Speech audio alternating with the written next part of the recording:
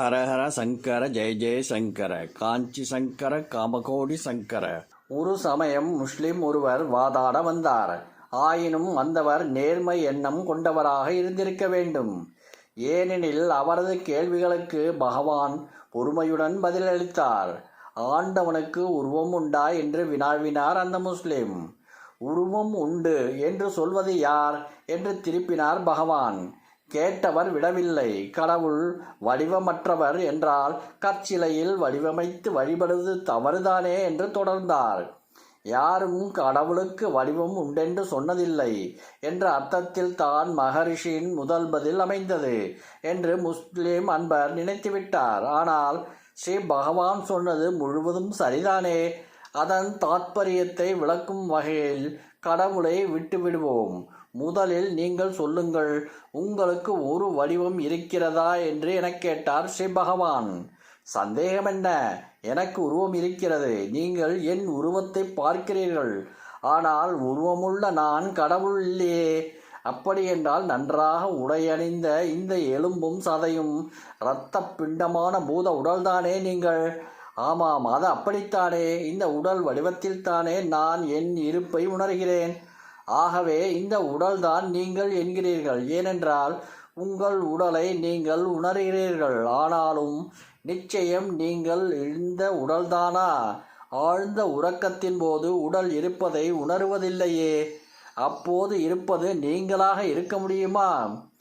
ஆமாம், நானேதான். நன்றாக தூங்கும்போது நான் இதே உடல் வடிவிலே தான் இருக்கின்றேன். ஏனெனில் தூங்கும் போவதற்கு முன்பாக உடல் இருப்பதை உணர்கிறேன். விழித்து எழுந்ததும் தூங்குவதற்கு முன் எப்படி இருந்தேனோ அப்படியே இருக்கிறேன் என்று கண்கூடாக தெரிகிறது. அப்புறம் சாவு நேரும்போது?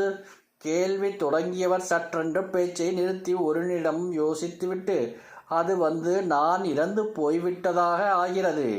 உடலை புதைத்து விடுவார்கள். ஆனால் உடல்தான் நீங்கள் என்று சொன்னீர்களே.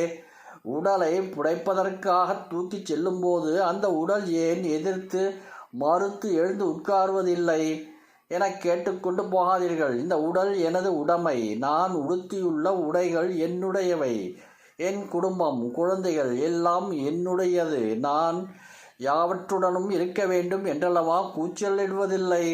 வெறும் உடலோடு தன்னை அடையாளம் கண்டது தவறு என்பதை அந்த நபர் ஒப்புக்கொண்டார். இந்த உடலில் குடியிருக்கும் உயிர் நான், உடல் நானல்ல என கூறினார்.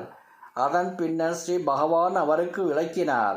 சற்று நேரம் வரை இந்த உடல்தான் நீங்கள், உங்களுக்கு வடிவம் இருக்கிறது என்று தீவிரமாக நம்பினீர்கள். அந்த அடிப்படை அஞ்ஞானம் எல்லா குழப்பங்களுக்கும் மூல காரணம். இந்த அறியாமையை உதறி தள்ளும் வரை, நீங்கள் உங்களது வடிவமற்ற தன்மையை அறிந்து கொள்ளும் வரை கடவுளை பற்றி எந்த சர்ச்சையும், கடவுளுக்கு வடிவம் உண்டா இல்லையா, வடிவமற்ற ஆண்டவனை விக்கிரக ரூபத்தில் ஆராதிப்பது சரியா என்பன போன்றவை வெறும் விதண்டாவாதமே. ஒருவன் வடிவமற்ற ஆன்மனை காணும் வரை வடிவமற்ற ஆண்டவனை மெய்யாக வழிபட மாட்டாது. சில சமயங்களில் அவர் அளிக்கும் விடைகள் இரத்தின சுருக்கமாய் மறை புதிராய் இருக்கும்.